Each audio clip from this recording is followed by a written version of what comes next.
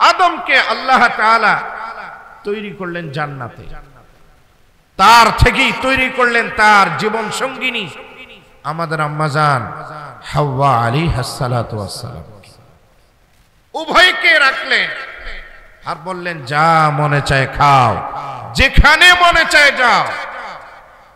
উসকুন আনতা ওয়া যাওজুকাল জান্নাহ ফাকুলা মিনহা রাগাদান হাইসু শি'তুমা ওয়া লা তাকরাবা হাদিহিশ শাজারা ফাতাকুনা মিনাজ জালিমিন। আদম আলাইহিস সালাতু ওয়াস সালাম তার বিবিকে নিয়ে জান্নাতে এক পর্যায়ে নিষিদ্ধ ঘোষিত গাছের ফল ভক্ষণ করলেন। আল্লাহ তাআলা দুইজনকে নামিয়ে দিলেন, একজনকে শ্রীলঙ্কা রত্নাপুর পাহাড় শীর্ষে, আর আরেকজনকে নামালেন লোহিত সাগর জিদ্দার পারে। লং টাইম স্বামী স্ত্রী একজন আরেকজনকে খুঁজে, ঐতিহাসিক বিদগণ লিখেছেন যেখানে সাক্ষাৎ হলো, এই মাঠটার নাম হলো আরাফা। পরস্পর পরিচিতি, বাবা আর মা উভয়ের সাক্ষাৎ, যেখানে হাজিরা বছরে একবার হজের জন্য যারা যায় আরাফার মাঠে। আদম আর হাওয়া উভয়ে স্বামী স্ত্রী মিলন হলো, বাচ্চা জন্ম নিতে লাগলো। প্রত্যেক গর্ভে দুটা করে বাচ্চা, ছেলে মেয়ে ছেলে মেয়ে ছেলে মেয়ে। ইতিহাস খুঁজলে পাওয়া যায় প্রায় 40 গর্ভে 40 জোড়া 80টা বাচ্চা জন্ম নিল। আওয়াজ করে বলেন আল্লাহু আকবার। তো আল্লাহ তো মানুষ বৃদ্ধি করে, আদমের শরীয়তে আল্লাহ বিধান দিলেন, আদম প্রত্যেক জোড়ার ভাই বোন হাকিকি, বিবাহ হারাম। তবে যেহেতু মানুষ বৃদ্ধি করতে হবে, এই জন্য আমি আল্লাহর আইন হলো প্রথম জোড়ার ছেলে পরের জোড়ার মেয়ে, পরের জোড়ার মেয়ে প্রথম জোড়ার ছেলে, আড়াআড়ি করে বিবাহ বৈধ। এই ইতিহাস আপনাদের জানা। হাবিল এবং কাবিল দুই ভাই, আদম আলাইহিস সালামের শরীয়তের বিধান হাবিলে মানছে, কাবিলে মানে নাই।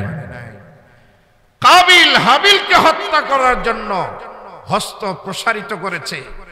কুরআনুল কারীমে আল্লাহ তাআলা বলেছেন, ওয়াতলু আলাইহিম নাবা আবনাই আদম বিল হক ইয কাররাবা কুরবানান ফাতুকবিলা মিন আহাদিহিমা ওয়া লাম ইউতাকাব্বাল মিনাল আখার ক্বালা লাআকতুলান্নাক ক্বালা ইন্নামা ইয়াতাকাব্বালুল্লাহু মিনাল মুত্তাকিন। লম্বা ইতিহাস, কুরবানিতে উলামায়ে কেরামের মুখ থেকে আপনারা শুনেন। এই যে কাবিল হাবিলকে হত্যা করলো, কথা যদি বুঝে থাকেন আর ওয়াজ যদি পূর্বের থেকে শুনে থাকেন, তাহলে আমার কাছে বলতে হবে, কাবিল যে হাবিলকে হত্যা করলো, হত্যার মূল কারণ কি? জমি জায়গা নিয়েছিল। বলেন, জমি জায়গা নিয়েছিল, মান পজিশন ক্ষমতা নিয়েছিল। হ্যাঁ, কি নিয়েছিল? বিবি কেন্দ্রিক, নারী কেন্দ্রিক।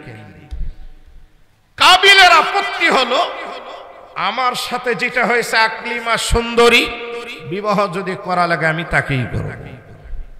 হাবিলের সাথে লবুদা দেখতে তেমন সুন্দরী না, ওটাকে আমি পার্টনার বানাবো না, বানালে সেই বানাবে। আদম বলে, দেখো আল্লাহর আইন মানতে হবে।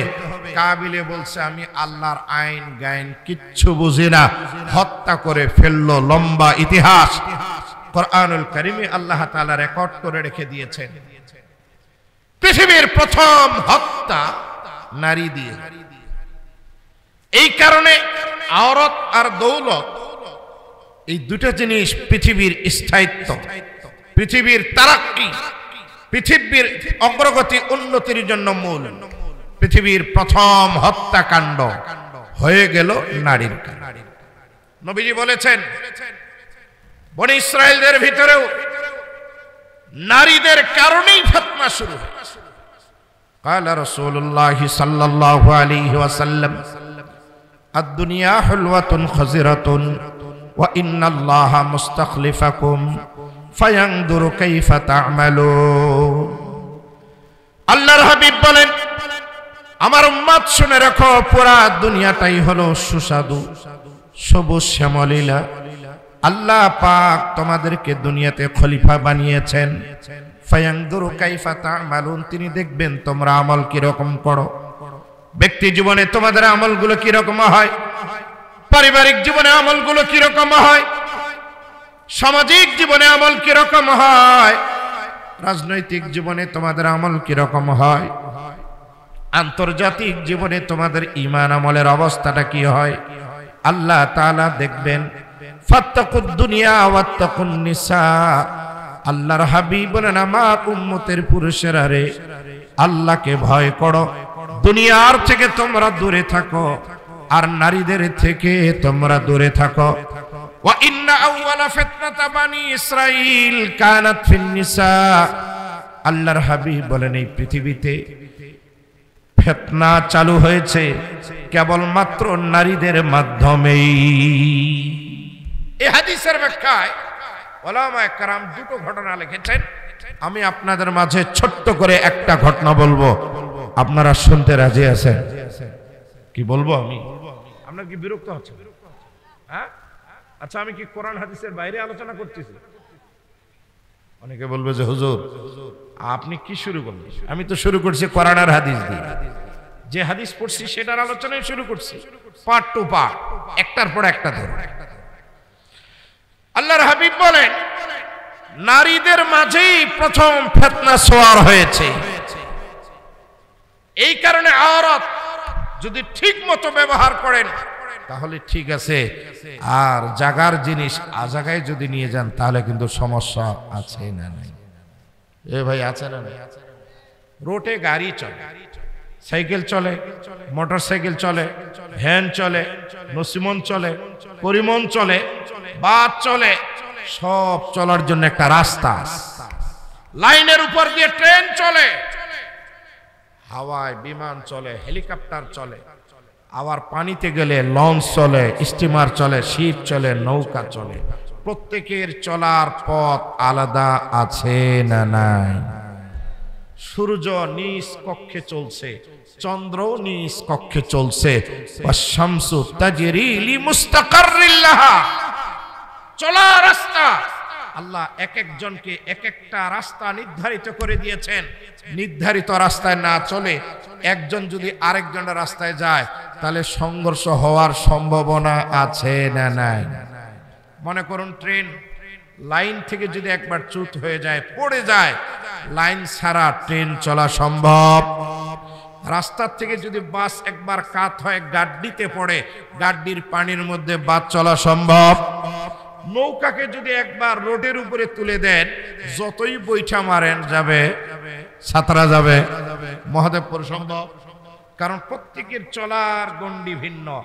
এটা যদি আমাদের বুঝে আসে তাহলে এটা কেন বুঝলাম না যে আল্লাহ তাআলা সৃষ্টির সেরা আশরাফুল মাখলুকাত মানুষকে বানালেন, আর মানুষের ভিতরে আল্লাহ তাআলা পুরুষ আর নারী দুই লিঙ্গে দুই জাত আল্লাহ তাআলা তৈরি করলেন। পুরুষকে চলার গণ্ডি দিলেন আলাদা, নারীকে চলার গণ্ডি দিলেন আলাদা। পুরুষ যদি নারীতে ঢুকে, নারী যদি পুরুষে ঢুকে, অর্থাৎ একসাথে একাকার হয়ে যায়, তাহলে বলেন তো এটা কি ভালো না খারাপ? আপনার মনে আমার কথা বুঝতেছেন? হুজুর সবই বুঝতেছি, কিন্তু যে মানকিসিফার মধ্যে পড়ে গেছি হুজুর, কারণ এই বুঝেন বলে তো পুরুষ এই দিক, মায়েরা ওই দিক। যদি একটা আরেকটার ভিতরে ঢুকাই দিতেন তাহলে আজকে মাঝখানে কোনো পর্দা থাকতো না। ওয়াজের বেলা পর্দা, আর ওই বাবার দরবারে যখন যায় নারী পুরুষ একসাথে পর্দা তুলে দিয়া বাতি নিভায়া হুক্কু আল্লাহ মারে, এরকম কিছু জাকিরিন ভান্ডারি ভাইরা আছে না নাই? সব এক, মাজারে গিয়া, মেলাতে গিয়া, খেলাতে গিয়া এক হয়ে যায়। আর এই সর্বনাশ, পুরুষ ফুটবল খেলে দর্শক যা হয়, মেয়েরা যদি ফুটবল খেলতে আসে তাহলে দেখবেন দর্শক শুধু ইহাংরা না, মাঝ বসিরাও গেছে, অনেক বাবাজিও দেখা যায় টুপি খুলে ওই সারিতে বসে গেছে। জোরে বলেন না? ওদের খেলা যেমন তেমন, ওদের শরীরটা দেখার জন্য যারা গেছে প্রত্যেকের একটা আকর্ষণ দেখবেন বলের দিকে না, যা দেখে পায়ের গোড়ালি থেকে মাথার চুল পর্যন্ত। কথা ঠিক না বেটি? এই কারণে খেলা মেলা এগুলাতে লোকের অভাব নাই। আর ওয়াজ মাহফিল করছে, 100 কেজি চাল রান্না করছে, এর মধ্যে তো অনেক মেহমানকে খাওয়াই দিয়ে বিদায় করছে। আপনারা যারা আছেন খোশ নসিব, কারণ তোবারকের পটলাগুলো ভারী হবে ইনশাআল্লাহ। মুহতারাম হাজিরিন, কাজ যার যার ভিন্ন, কখনো কারো কাজ কেউ করতে পারে। ইমামতের দায়িত্ব যদি ডাক্তারকে দেন, যে ডাক্তার কোরআন জানে না সে ইমামতি করতে পারে। আবার ডাক্তারির দায়িত্ব যদি হাফেজে কোরআন আলেমকে দেন, যে অস্ত্র ধরতে জানে না ও সিজার করবে না, পুরাটাকে লাশ করে ফেলবে। প্রত্যেকের আলাদা আলাদা গণ্ডি আছে। নারীদেরকে আল্লাহ তাআলা তৈরি করে তাদের কিছু হক পুরুষের কাঁধের উপরে দিয়েছেন, যে এই হকগুলো যেন আদায় করে, তাহলে নারী জায়গায় থাকবে, জায়গায় গেলে ফিতনা হবে। এই কারণে আল্লাহ তাআলা সূরাতুল বাকারা 228 নম্বর আয়াতের একবারে শেষ অংশ যেটা আমি তেলাওয়াত করেছি, আল্লাহ তাআলা বলেন, ওয়ালাহুন্না মিসলুল্লাযী আলাইহিন্না বিল মা'রুফ ওয়ালিররিজালি আলাইহিন্না দারাজাহ ওয়াল্লাহু আজিজুন হাকীম। আল্লাহ রাব্বুল আলামিন বলেন, স্ত্রীদের জন্য হক মিসলুল্লাযী আলাইহিন্না বিল মা'রুফ, যেমন পুরুষের হক স্ত্রীর উপরে, ঠিক সেরকম নারীদের জন্য হক আছে পুরুষদের উপরে। বিল মা'রুফ মানে ন্যায়সঙ্গত। তবে আল্লাহ তাআলা বলেন, ওয়ালিররিজালি আলাইহিন্না দারাজা, আমি আল্লাহ তাআলা পুরুষদেরকে নারীদের উপরে মর্যাদা দান করেছি। জোরে জোরে বলেন সুবহানাল্লাহ। আল্লাহু আজিজুন হাকীম, আল্লাহ তাআলা হলেন প্রজ্ঞাময়, পরাক্রান্ত। আল্লাহ তাআলা যে ভাগ বন্টন করেছেন, এই ভাগের ভিতরে যদি মানুষ বেশ কম করে, তাহলে দুনিয়ার মধ্যে ফিতনা চালু হবে, কখনো শান্তি পাওয়া যাবে না। কোরআনুল কারীমের বিধান হলো, একটা পুরুষ একসাথে 4টা বিবি রাখতে পারে, কিন্তু একটা নারী কখনো একসাথে 4টা স্বামী রাখতে পারে না। এটা হলো আমার আল্লাহর আইন, আল্লাহর বিধান। এই বিধানটা তসলিমা নাসরিনের ভালো লাগেনি।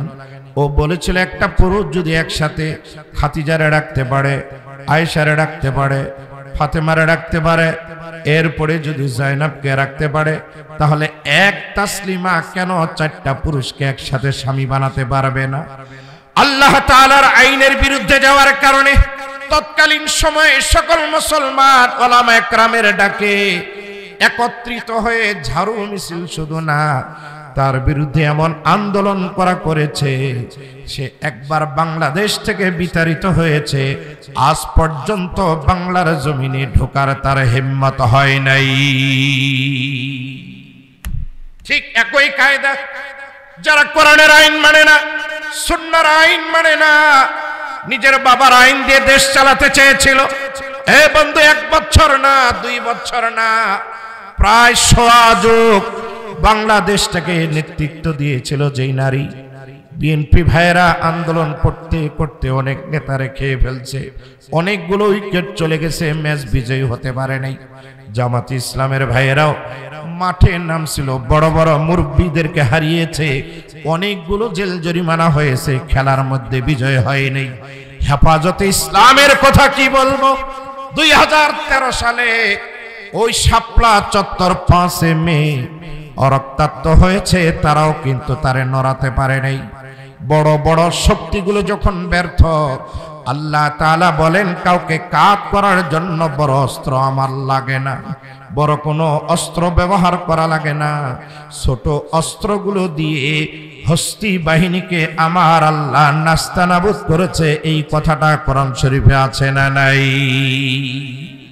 আল্লাহ তাআলা বলেছেন, আলাম তারা কাইফা ফাআলা রাব্বুকা বিআসহাবিল ফিল আলাম ইয়াজআল কাইদাহুম ফি তাদলিল ওয়া আরসালা আলাইহিম তায়রান আবাবিল তারমিহিম বিহিজারাতিম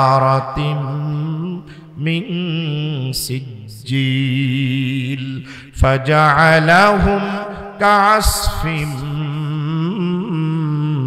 মাকুল। আল্লাহু আকবার। হস্তি বাহিনীকে আবরাহাকে আল্লাহ সাইজ করছিল ছোট্ট ছোট্ট কিছু ক্ষুদ্র পাখি, যেই পাখিগুলো পায়ের মধ্যে ছিল ছোট্ট ছোট্ট কিছু টুকরা, এক একটা ইটের খোয়া। পাওয়ার কত ছিল ইতিহাস খুলে দেখেন। মাথার মগজ ভেদ করে, নাড়ি বুড়ি ভেদ করে, মলদার দিয়া হাতির পিঠ ভেদ করে, নারী বুড়ি ভেদ করে, জমিনে পড়ার আগেই হাতিও শেষ, মানুষও শেষ। ধ্বংস করছেন কে? এ ভাইরা বলেন কে? সে আল্লাহ মনে হয় এখনো নাই। কি আছে না? হ্যাঁ, খাও কে লাগবে না। বৈষম্য বিরোধীর ছোট্ট ছোট্ট বাচ্চাগুলো আন্দোলনের ঠেলায় শহীদ আবু সাইদের রক্ত যেদিন পড়ছে সেদিনই অটোমেটিক এই লৌহ মানবীর বিদায় ঘন্টাটা বেজে গিয়েছিল। কথা বলেন ঠিক কিনা? বাজলো তো এমন ভাবেই বাজলো, তো সিলমান নাসরিনও গিয়ে যেই জায়গায়, আমাদের এই নেত্রীটাও ঠিক সেই জায়গায়। কথা বলেন ঠিক কিনা? পাকিস্তান গেলে ভালো। কি বলেন? যারা কথায় কথায় বলতো ওলামা কেরামদেরকে বেশি বাড়াবাড়ি করলে হাত কেটে দেওয়া হবে, পাকিস্তান পাঠানো হবে, ওই টাকলা ওসি সাপটা গেল কই? বাঙালি ওলামা কেরাম এখন দেখতে চায়। কথা বলেন ঠিক কিনা? কথায় কথায় যারা বলতে এসো খেলা হবে, এই মিয়া ওলামা কেরাম জেলখানা থেকে বাইর হয়েছে। আল্লামা মামুনুল হক বাহিরে, জুনায়েদ আল হাবিব সাহেব বাহিরে, খালেদ সাইফুল্লাহ আইয়ুবী বাহিরে, খোরশেদ আলম কাসেমি বাহিরে, আজিজুল হক ইসলামাবাদী বাহিরে, হাজার ওলামা কেরাম মাঠে বল নিয়ে রেডি। এসো খেলা হবে। যে বারবার খেলার জন্য ডাকতো, পরে আমরা শুনলাম এই বেটায় মহিলার ভেষ ধরে বরকা পরে খেলার মাঠ থেকে ভাগে চলে। আর একটা দরবেশ বাবা ছিল, যেটা পুরা দাড়ি টাড়ি একবারে সাদা, দেখতে মনে হবে একবারে বাংলার কুতুব। এটার অবস্থা তো আপনারা সবাই জানেন। দাড়ি কাইটা লুঙ্গি পরে নৌকা দিয়ে ভাগতেছিল, সেখানেও কষানি খাইছে। কি বলেন ঠিক কিনা? আরেকজনে যে আলেম ওলামার নাম লিস্টি করছিল, যারা কথা বলতে পারবেন 116 জন আলেম। সিলেটের মানুষ এই মানিককারে এমন দেওয়া দিছে, পরে শুনলাম 12 ভোল্টের ব্যাটারি একটা পুরাটাই নাকি খুলে দিচ্ছে। আল্লাহ ধরতে বড় অস্ত্র লাগে না। আমি মনে করি এটা শুধু বৈষম্য বিরোধী আন্দোলনের ছাত্রই শহীদ আবু সাইদের রক্তের কারণে না, শাপলা চত্বরে শত শত হাজার হাজার এই হামেলে কোরআন, হাফেজে কোরআন, যাদের মাথায় পাগড়ি দিলাম, এরকম নিরহ নিরপরাধ বাচ্চাগুলোর উপর অস্ত্র বুলেট চালিয়ে রক্তাক্ত করে যারা রক্তের মিছিলে টিকে ছিল, ওই দিনের মাজলুমদের বদদোয়া আল্লাহর কাছে কবুল হওয়ার কারণে অস্ত্র লাগে নাই, এমনি মঞ্চ থেকে ভাগে গেছে। কথা বলেন আওয়াজ করে ঠিক কিনা? সময় সময় আল্লাহ তাআলা আমাদেরকে বলছেন সময়ের মূল্যায়ন করো। ওয়ালাহুন্না মিসলুল্লাযী আলাইহিন্না বিল মা'রুফ। আল্লাহ বলেন ওয়ালাহুন্না, নারীদের অধিকার আছে পুরুষদের উপরে। কেমন? মিসলুল্লাযী আলাইহিন্না, যেমন পুরুষের অধিকার আছে নারীদের উপরে, সমানে সমান, বিল মা'রুফ, ন্যায়সঙ্গত। আজকে দাম্পত্য জীবনের হুকুকা, স্বামী স্ত্রীর হক, হুকুকুজ জাওজাইন, বিবাহ করলে স্ত্রীর হক কি অনেক ছেলেই জানে। মগা বিবাহ করে করার পর 15 দিন 1 মাসের মাথায় স্ত্রীর তালাক দেয়। দেয় আবার কি একসাথে 3টা। তোকে তালাক, তোর মারেও তালাক, তোর বাবাকেও তালাক, তোর 14 গোষ্ঠীকে। এবারে তুমি তো বিবাহ করছো একজনের মেয়েকে, তালাক দেওয়ার অধিকার শুধু তার আছে, তাকে তালাক দিতে পারো। তুমি তো তোমার শাশুড়িকে তালাক দিতে পারো না, কারণ শাশুড়িকে তো তালাক দিবে তোমার শ্বশুর আব্বা। তার মানে হুজুর মাথায় রাগ উঠছে। তুমি রাগ উঠলে কাট করে 3 তালাক দিয়ে দিবা, এই অধিকার এই পাওয়ার দিল কে? স্ত্রীর হক কি তুমি জানো না? বিবাহ করলেই মরদ হয়ে যায়। বিবাহ করছে ভাবছে হেতারা মরদ, বাবরে বাপ। স্ত্রীর হক তোমার উপরে কি আছে তুমি কি কখনো দেখছো, কখনো ভাবছো?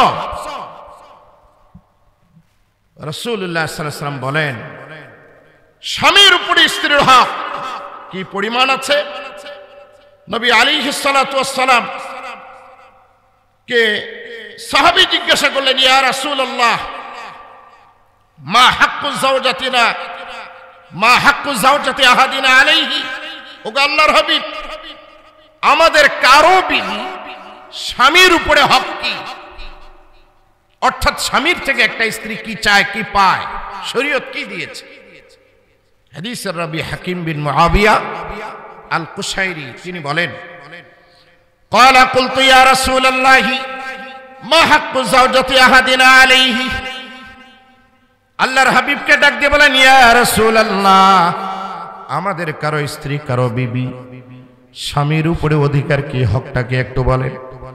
ক্বালা রাসূলুল্লাহ সাল্লাল্লাহু আলাইহি ওয়াসাল্লাম আনতু তুইমাহা ইযা তুইমতা, আল্লাহর হাবিব বলেন বিবাহ করার পরে যখন তুমি ঘরে নিবা, তুমি যখন খাইবা তখন তারে খাওয়াবে, তুমি যা খাবা সেটাই তারে খাওয়াবে, তুমি যেই মানের খানা খাবে সেই মানের খানা তুমি তারে খাওয়াবে।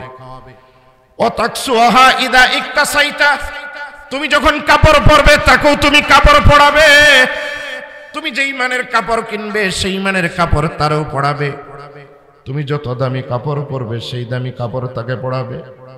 ওয়ালা তাজরিবিল ওয়াজহা, খবরদার দাম্পত্য জীবনে গিয়ে বিবির চেহারার মধ্যে তুমি প্রহার করবে না।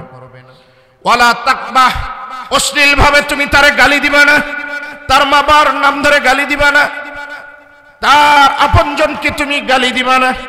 ওয়ালা তাহজুর ইল্লা ফিল বাইত, আল্লাহর হাবিব বলেন কখনো যদি বিবির সাথে দুই কথা হয় ঘাড় ধাক্কা দিয়ে ঘর থেকে বাহির করে দিবা না, বরং প্রয়োজনে তুমি ঘর থেকে বাহির হয়ে যাবে, না হয় তুমি বিছানা আলোক করবে, কখনো তুমি ঘাড় ধাক্কা দিয়ে বাহির করে দিও না।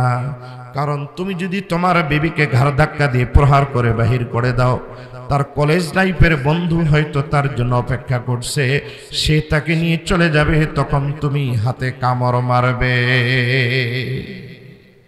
আল্লাহর হাবিব বলেন স্ত্রীর হক কি তুমি কি জানো? قال رسول الله صلى الله عليه وسلم لا يجلد احدكم امراته جلد العبد ثم يجامعها في آخر اليوم, আল্লাহর হাবিব বলেন খবরদার খবরদার আমার উম্মতের পুরুষেরা যাদের ঘরে বিবি আছে বিবিদেরকে তোমরা দাস দাসীদের মতো প্রহার করবে না, গোলামের মতো তোমরা মারবে না, চোরের মতো পিটাবে না, অপরাধীর মতো পিটাবে না, যদি পিটান লাগে হালকা টাচ করবে, দাসীদের মতো প্রহার তোমরা করবে না, তাদের হক তোমরা আদায় করবে। কারণ দিনের বেলা তুমি তার সাথে খারাপ আচরণ করবে, রান্নার সময় মতো হয় নাই, লবণ একটু বেশি ঝাল একটু কম, কিংবা সময়ের খানা একটু অসময় হয়েছে, বেশি রাগান্বিত হয়ে তোমরা তাদেরকে মারবা না। কারণ দিনের বেলা যদি মারো আর রাতের বেলা গিয়ে আবার তার সাথে তুমি একই বিছানায় থাকবে, তখন কি তোমার লজ্জা লাগবে না? এই কারণে আল্লাহর হাবিব বলেন খবরদার তোমরা বিবিদেরকে মারো না। আল্লাহর হাবিব বলেন কালা রাসূলুল্লাহ সাল্লাল্লাহু আলাইহি ওয়াসাল্লাম আকমালুল মুমিনিনা ঈমানান আহসানুহুম খুলুকা ওয়া খিয়ারুকুম খিয়ারুকুম লিনিসাইহিম, আল্লাহর হাবিব বলেন তোমাদের মধ্যে এক নম্বর ঈমানদার হলো তারা যাদের চরিত্র ভালো, আখলাক ভালো, আর আখলাক তার বেশি ভালো যে নিজের বিবির সাথে ভালো ব্যবহার করে। জোরে জোরে বলুন সুবহানাল্লাহ। এ বন্ধু, নিজের বিবির সাথে যদি ভালো আচরণ করেন, বিবি যদি আপনারে ভালো স্বামী বলে, তাহলে আল্লাহর পৃথিবীতে আপনি ভালো। বিবি যদি আপনাকে ভালো বলে ইমাম হিসাবে আপনি ভালো, বিবি যদি আপনাকে ভালো বলে পীর হিসাবে আপনি ভালো, বিবি যদি আপনাকে ভালো বলে আপনি ওয়াইজ বক্তা হিসাবে ভালো, বিবি যদি আপনাকে ভালো বলে মেম্বার চেয়ারম্যান হিসাবে ভালো, বিবি যদি আপনাকে ভালো বলে ব্যবসায়িক হিসাবে আপনি ভালো, বিবি যদি আপনাকে ভালো বলে আপনি চাকরিজীবী হিসাবে ভালো। কারণ বিবির কাছে ভালো হওয়াটা বড় কঠিন বিষয়। কারণ বিবি হলো এমন একটা জীবন সঙ্গিনী যার কাছে কোনো পর্দা থাকে না। আল্লাহ তাআলা বলেছেন হুন্না লিবাসুল লাকুম ওয়া আনতুম লিবাসুল লাহুন্না। আল্লাহ বলেন আমার বান্দারা, তোমরা আমার বান্দীদের স্ত্রীদের কাছে, তোমরা যার যার স্ত্রীর কাছে একজন আরেকজনের জন্য পোশাক স্বরূপ। পোশাক পরলে যেরকম সতর ঢাকা থাকে, আল্লাহ তাআলা বলেন ও পুরুষেরা, যখন তোমরা কোনো নারীকে বিবাহ করবে, এই নারীটা তোমার জীবনের জন্য সতর পর্দা হিসেবে আমি আল্লাহ তাআলা ব্যবস্থা করে দিয়েছি। জোরে জোরে বলেন সুবহানাল্লাহ। কেন পোশাকের সাথে তুলনা করেছেন? ও বন্ধু, ল্যাংটা উদ্যম একটা মানুষ দেখতে ভালো লাগে না। একবার চেহারাটা যদি খারাপ হয়, এই মানুষটাকে যদি সুন্দর দামি পোশাক পরানো হয়, তারে দেখতে বড় সুন্দর লাগে। এই কারণে নারীদেরকে পুরুষের পোশাক বলা হয়েছে। কারণ যেই পুরুষটা এখনো বিবাহ করে নাই, তার জীবনটা এখনো সুন্দর হয় নাই। যখন বিবাহ করছে তার জীবনটা সুন্দর হয়ে গেছে। জোরে জোরে বলুন সুবহানাল্লাহ। শীতের বেলা মোটা পোশাক পরা লাগে, তাহলে আরাম লাগে। গরমের বেলা পাতলা পোশাক পরা লাগে, তাহলে আরাম লাগে। আল্লাহ তাআলা বিবিদেরকে পুরুষের জন্য পোশাক বললেন, কারণ বিবিটা হলো একটা পুরুষের জন্য প্রশান্তির কারণ। যৌবিক চাহিদা পূরণ করবার জন্য কেবলমাত্র আল্লাহ পাক ঘরের মধ্যে দিয়েছেন একজন বিবি। জোরে জোরে বলুন সুবহানাল্লাহ। বন্ধু, একবার কি আমরা খেয়াল করছি, যারে বিবি হিসাবে গ্রহণ করি, বয়স যখন হয়েছে বিবাহের, মেয়ে দেখতে গেলেন, মেয়ে পছন্দ হলো, এবার অভিভাবক এক জায়গায় বসে ডেট নির্ধারিত করে ফেললো, নির্দিষ্ট করে ফেললো। মোহর কতটুকু হবে, ছেল বাবা মেয়ের বাবা বসে নির্ধারিত করে ফেললো। কাজী সাহেবকে দাওয়াত করলো, ইমাম সাহেবকে দাওয়াত করলো। বরযাত্রী নিয়ে রওনা হয়ে শ্বশুর বাড়িতে গেল, বিবাহ পড়ানো হয়ে গেল। এরপরে খানা পিনার পালা, সকলেই খাওয়া করে বিদায় হয়ে গেল। এবার বরযাত্রী বর বিবিকে নিয়ে, কন্যাকে নিয়ে বিদায় হবে। বুঝার জন্য একটু বলি বন্ধু, বিবি কি পরিমাণ স্বামীর হক আদায় করে একটু খেয়াল করেন। মা বোনদেরকে বলি, মা একটু বুঝার চেষ্টা করেন।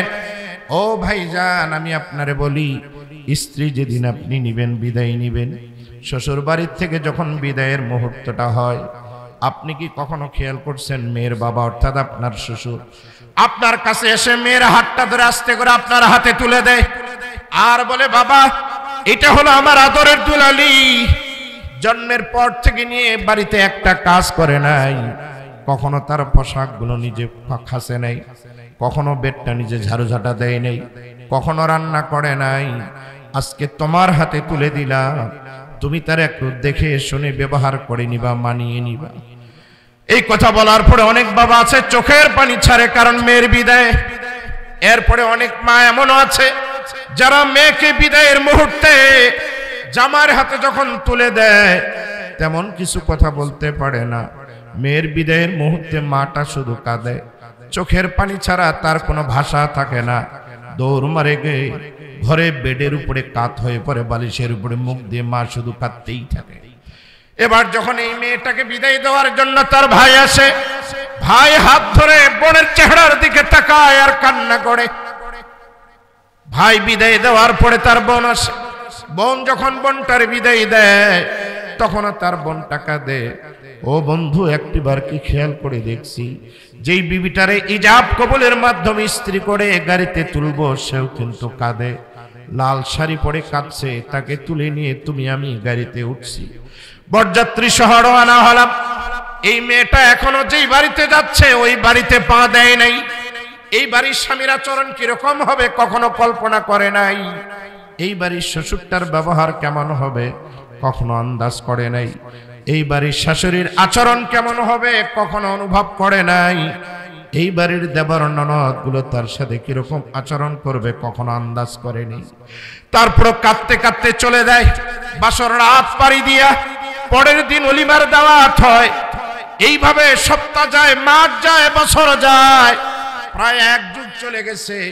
এই মেয়েটার স্বামীর প্রতি এত মহব্বত তার হয়েছে, স্বামী ছাড়া কিছু বুঝে না, সন্তান সংসার ছাড়া কিছু বুঝে না। 12 বছরের মাথায় যদি বাবা ফোন করে, বেটি অনেক দিন হয়ে গেল বাবার বাড়িতে আসলে না, আমি বাবাকে তুমি এক নজর দেখার জন্য আসলে না। মা ফোন দিয়ে বলে, বেটি অনেক দিন হয়ে গেল, তোরে দেখতে বড় ইচ্ছা করে, তুই কি আমার কাছে আসবি না? কখনো ভাই ফোন দিয়ে বলে, আপু অনেক দিন হয়ে গেল, তুমি কি আমাদেরকে একটু দেখার জন্য আসবে না? অনেক সময় ছোট বোন ফোন দিয়ে বলে, আপু তোমাকে বড় মিস করতেছি, তুমি কি আমাদের কাছে আসবে না? অপর দিক থেকে আপনার আমার স্ত্রী যে হয়েছে, শুধু স্বামীর হক আদায় করতে গিয়ে, স্বামীর খেদমত করতে গিয়ে ফোনে বলে, মা ও মা, এমন এক ঘরে আমি এখন বধূ স্ত্রী, যেই ঘরে রান্না বান্না আমারে করা লাগে, পরিপাটি পরিষ্কার আমার হাত দিয়ে করা লাগে, সন্তানগুলো দেখভাল করা লাগে, আমার স্বামীর সেবা যত্ন আমার করা লাগে। আমার শ্বশুর আমার ছাড়া কোনো কিছু বুঝে না, আমার শাশুড়ি আমার রান্না ছাড়া কারো রান্না খায় না। এই বাড়ির কেয়ারটেকার আমি হয়ে গেছি মা, আমি যদি এই বাড়ি ছেড়ে যাই, আমার শ্বশুর শাশুড়ি আমার স্বামীর কি হালত হবে? আমার বাচ্চাগুলো পড়ালেখা করছে, কাজে আমি কিন্তু এই মুহূর্তে তোমাদের বাড়িতে যেতে পারবো না। ও বন্ধু, একটু কি আন্দাজ করছি আমরা একটা নারী স্বামীর জন্য কি পরিমাণ কনসিডার করে, কি পরিমাণ নিজের হকটারে দাবায় রাখে? মাস চলে যায়, 6 মাস যায়, বছর যায়, স্বামীর সাথে বিবাহ হওয়ার পরে ওই যে কানাডা গেছে, ফ্রান্সে চলে গেছে, ওই যে সৌদিতে গেছে, দুবাইয়ে গেছে, আজ 3 বছর 4 বছর হয়ে গেল, এখনো বাবার বাড়ি ভিটায় পা দেয়নি। যেই বিবিটা বন্ধুরে তোমাকে ভালোবেসে, তোমাকে পছন্দ করে দাম্পত্য জীবনে পা দিয়েছে, কেমনে করে রাগান্বিত হয়ে তুমি তারে পিটাও, কেমনে করে তুমি তার সাথে খারাপ আচরণ করো, কেমনে করে তুমি তারে মারো। আল্লাহর হাবিব বলেন, খবরদার খবরদার, কোন স্বামী যেন স্ত্রীকে দাস দাসীর মতো পিটায় না, খবরদার পিটায় না। আল্লাহর হাবিব বলেন, আমার উম্মতেরা, আমি নবীর একজন বিবি না, প্রায় একাধিক বিবি, 11 জন বিবি। আল্লাহর হাবিবের জীবনী যদি আমরা একটু তালাশ করি, আমার নবী সারা জীবনে একটা বিবির গায়ে হাত দেয় নাই, টাচ করে নাই, কাউকে কোনোদিন প্রহার করে নাই। জোরে জোরে বলেন সুবহানাল্লাহ। আমার নবীর এতগুলো স্ত্রী কোনোদিন মারেন নাই, আর আমাদের একটা বিবি কেবলমাত্র বিবাহের 15 দিন 1 মাস এমন মারা মারে, গা কেটে যায়, ফেটে যায়। শুধু মারে না, তালাক দিয়ে বাবার বাড়িতে পাঠায়। এবার বউ যখন বাবার বাড়িতে চলে গেছে, শ্বশুর বাড়িতে চলে গেছে, এবার কান্না করে আফসোস করে, আর ইমাম সাহেবের কাছে গিয়ে বলে, হুজুর বউরে তো 3 তালাক দিয়েছি, তাকে নেওয়ার কোনো সিস্টেম আছে কি নাই? হুজুর আমি তো রাগান্বিত হয়ে তালাক দিছি, আমি লিখে দেই নাই, মুখে দিছি, তালাক করবে কি না? বিজ্ঞ উলামা একরাম কোরআন সুন্নাহ থেকে মাসালা দিয়েছেন, আমার আল্লাহই ফতোয়া দিয়েছেন, তালাক দেওয়ার পরে 1 2 3 তালাক যদি মারে, তাহলে এই স্ত্রীর সাথে স্বামী থাকার আর কোনো অধিকার। আত-তালাক মাররাতান যে আয়াত পড়েছি, এরপরেই আল্লাহ বলেছেন তালাক হলো 2 বার। যেই তালাকের পরে স্ত্রীকে নেওয়া যায়, এটা হলো 1 বার 2 বার। ফাইন তাল্লাকাহা, এরপরে যদি আরেকটা মারে, ফালা তাহিল্লু লাহু হাত্তা তানকিহা যাওজান গায়রা, আরেক ঘরে বিবাহ দিয়া, হিল্লা বিবাহ ছাড়া এই নারী পূর্বে স্বামীর জন্য হালাল হয় না। এই ফতোয়া দিয়েছেন কে? এ ভাই জোরে বলেন কে? আল্লাহ ফতোয়া দিলেন 3 তালাকের পরে স্ত্রী নেওয়ার কোনো সিস্টেম নাই। আপনি এখন নেওয়ার জন্য ঘুরু ঘুরু করেন কেন? এই ধরনের যুবক বিয়াতি মরদ যদি আমার কাছে আসে, আমি এর মাসলা দেওয়ার আগে বলি, ওকে 3 দিন ঘরে রাখে, সকালে দুপুরে আর রাতে সমান তালে পিটতে হবে, এরপরে তার বউ ফেরত নেওয়ার মাসলা। মিয়া, স্ত্রীর হক কি তুমি জানো না? তাই তুমি বিয়ে করার জন্য লাফাও। হ্যাঁ, 14 ফেব্রুয়ারি ভালোবাসা দিবসে প্রেমিকারে নিয়ে ফুল দাও, পার্কে নিয়ে ঘোরো, আর বাবাই বিবাহ না দিলে নিজে বিবাহ সারো। এই ধরনের কুলাঙ্গার যুবক যুবতী আছে না নাই? এই তো কিছুদিন আগে ওই ঢাকার শোভামণি 11-12 বছরের একটা মেয়ে টিকটকে মমিনের হাত ধরে নওগাঁর আরজি নওগাঁয় চলে আসছে ভাইজান। নওগাঁটাকে বাংলাদেশের অনেক ডিস্ট্রিক্টের মানুষ চিনত না। এই সুবা আর মমিন সাহেবের কর্মকাণ্ডে অলরেডি বাংলাদেশের সব মানুষ জানে গেছে যে নওগাঁ নামে একটা জায়গা বাংলাদেশে আছে। এই পিচ্ছে একটা বাচ্চা, আপনারা শোনেননি মনে হয়, মুরব্বীরা শোনেনি, কারণ ওনাদের কাছে সেটও নাই, নেটও নাই, ইউটিউবও নাই, ফেসবুকও নাই। ওনারা চেনে তসবিহ, টুপি, জায়নামাজ আর আল্লাহর ঘর। কথা বলেন ঠিক কিনা? বাবাজিরা, আপনাদের এগুলো চিনাও লাগবে না, কারণ আপনাদের ওই বয়স নাই যে এখন 11 বছরের মেয়ে নিয়ে ভাগবেন। এই সুযোগও আল্লাহ আপনাদের রাখেনি, রাখছে ইয়াংগুলো। এই যেগুলা ছোকরা টাইপের, যেগুলা মা বাবারে ফলো করে না, মা বাবারে মুরব্বী হিসাবে মানে না, কোনো হায়া শরম নাই, লজ্জা নাই, এই ছেলেগুলা এই মেয়েগুলা মা বাবাকে কাঁদায়। কথা বলেন ঠিক কিনা? এই যুবকেরা, এই পর্দার আড়ালের যুবতী মেয়েরা, তোমরা কি কখনো ভাবছো তুমি যেদিন মায়ের পেটে আসো, যেদিন আমার বাবা জানে তুমি মেয়ে হিসাবে আসতেছ, সেদিন থেকে আমার বাবাটা তুমি মেয়ের প্ল্যান করতে গিয়া ভালো খাওয়া, ভালো পড়া, আরাম আয়েশ বলে যায়।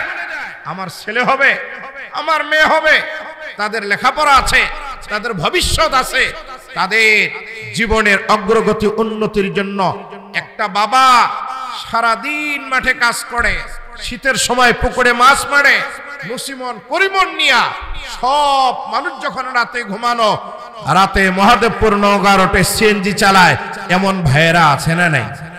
এ ভাই আছে না নাই? এটা কার জন্য চালায়? ছেলে মেয়ের ভবিষ্যতের জন্য। বিবির মহব্বতে রাতের অন্ধকারে চোর ধরবে, ডাকাত ধরবে, পকেটমার ধরবে, হাইজ্যাকার ধরবে, আর আমাদের লেবাসধারী অস্ত্রধারী কিছু ভাই তো আছে, নাম না হয় তাদের বললামই না, তল্লাশির নামে হয়রানি করে পকেটে যা আছে মাঝে মধ্যে নিয়ে নেয়। এরকম এক সময় ছিল না? না, এত কষ্ট করে যে ছেলের জন্য, যে মেয়ের জন্য।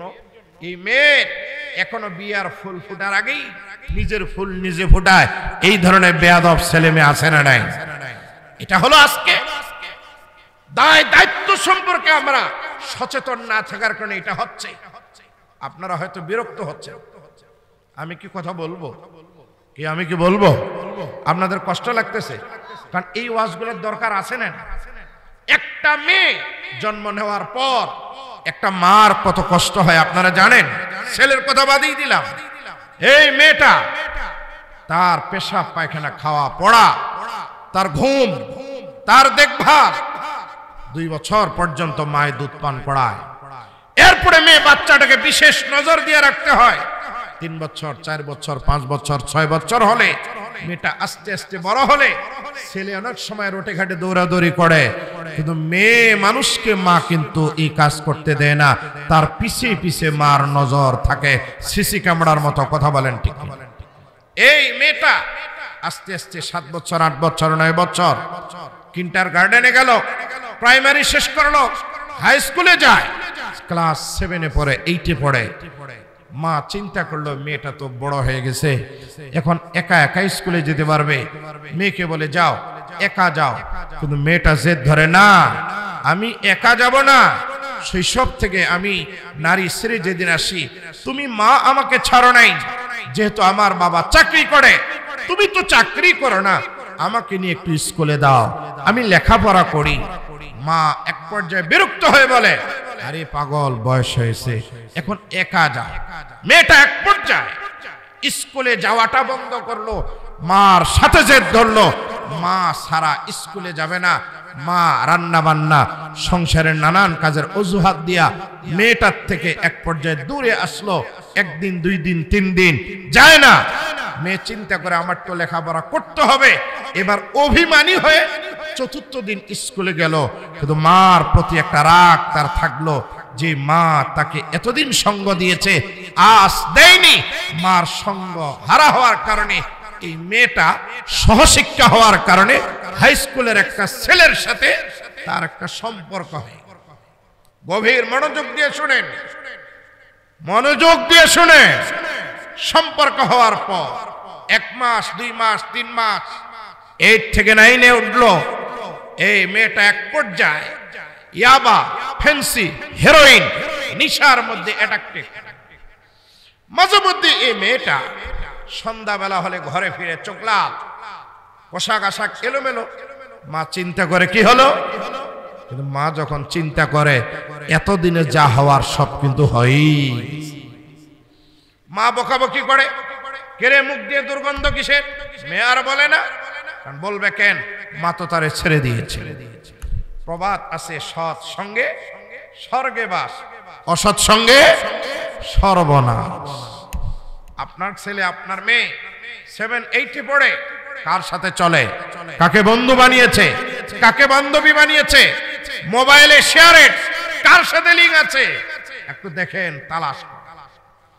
মুসলমান ভাইরা আমার, এই মেয়েটা আস্তে আস্তে করে নিশার মধ্যে আবদ্ধ হয়ে গেল।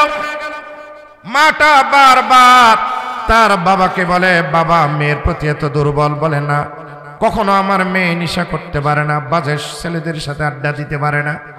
মাটা ডাক দিয়ে বলে, এই তুমি একবার খেয়াল করে দেখো, তোমার মেয়েকে লক্ষ্য করো। এই মেয়েটা একদিন তার বাবার কাছে যে ধরল, আব্বা 5,000 টাকা দিতে হবে, বন্ধুদের সাথে আমি পার্টিতে যাব। আস্তে করে বাবা টাকা বাহির করে দিয়েছে। ওই যে বৈকাল বেলা গেছে রাত 12টা, এখনো ঘরে ফেরে না। ফিরছে যখন তখন রাত 1টা, চুলগুলো এলোমেলো, মুখ দিয়ে দুর্গন্ধ। বাবা নিশ্চিত জেনে গেছে আমার মেয়ের চরিত্র এখন আর ভালো নাই, স্বভাব আর ভালো নাই। মেয়েটারে মারধর করছে, নেশাগ্রস্ত হওয়ার কারণে তেমন বুঝতে পারে নাই। পরের দিনে মেয়েটারে আটকায় রাখছে, মার টর্চারিং শুরু হলো। বাবার আগে মারধর করা শুরু করলো। 1 দিন 2 দিন 3 দিন চলে যায়। বন্ধুরা ফোন করে, ফোন আর পায় না। বন্ধুরা তার কাছে আসতে পারে না, সেও আর বাইরে যেতে পারে না। এবার মেয়েটা চিন্তা করলো, যেহেতু আমি যেই জগতে গেছি ওই জগৎ থেকে আজ 3 দিন আমার হয়ে গেল, আমাকে বাহির হতে হবে। এই জন্য মেয়েটা ফোন দিয়ে আটকালো, আমি ভালো রূপ ধরবো। মেয়েটা বলে, মা আমি ভালো হয়ে গেছি। মেয়েটা বলে, আব্বা আমি ভালো হয়ে গেছি, তোমরা আমাকে ঘর থেকে ছেড়ে দাও, আমি বাজে ছেলেদের সাথে আর আড্ডা দিব না, খারাপ জায়গায় আমি যাব না, আমাকে তোমরা উন্মুক্ত করে দাও। বাবা মেয়েটার প্রতি দয়া পরবশ, মেয়েটারে বলল, ঠিক আছে বেটি যা। ওই দিন বেটি বাজারে গেছে, যাওয়ার পরে কফি কিনছে, ঘুমের টেবিলও টুকরাই করছে। এবার সন্ধ্যাবেলা ঘরে আসছে, নিজ সাথে সুন্দর করে কফি বানায়া কফির ভিতরে ঘুমের ট্যাবলেট দিয়া মার কাছে পরিবেশন করছে। মা বড় খুশি, মেয়ে চা কফি বানিয়ে দিয়েছে।